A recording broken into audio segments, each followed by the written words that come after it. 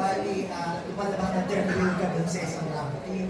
Tapos ngayon, sa pelikulang ito, support ka sa JM yan. Hindi ka pa natatakot na ano ka, na-typecast ka sa pagbansang third wheel.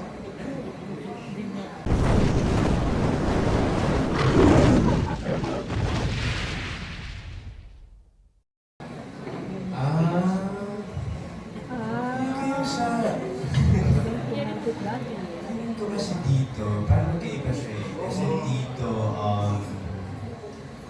ikaw na paano masasagutin.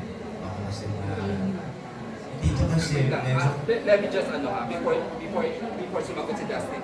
Kasi po when we do casting naman, hindi kami wala kami pinagagaling kalab din siya ganyan sa TV, kalab din siya ganyan sa reality show. Wala kaming ganon idea. Dustin is Dustin as Kenzo, tapos. So, feeling ko naman even Dustin, wala naman sa'yo, di ba? Parang, would you like to answer that? Of course, yeah. Dito kasi parang a-fiction ako. I mean, character talaga ako dito. Clear naman from the start na hindi ako partner relationship or what. Mapapanood niyo yun for sure. And doon naman sa tapos kong pelikula, I don't think, honestly, na third wheel ako. Kasi tatlo naman kaya doon. I mean, it's a love story between three people.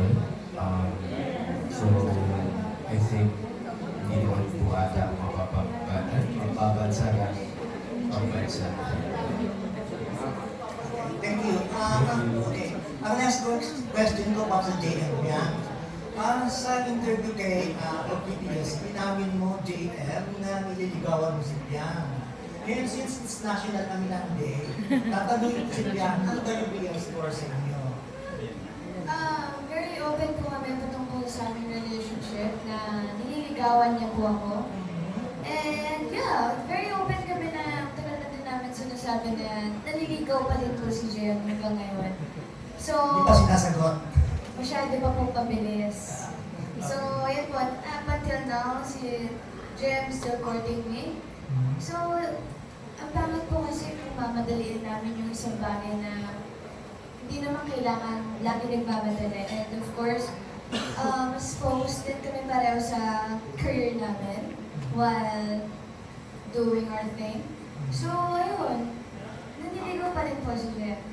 JM, anong masasabi mo doon? Totoo naman po yung narinig.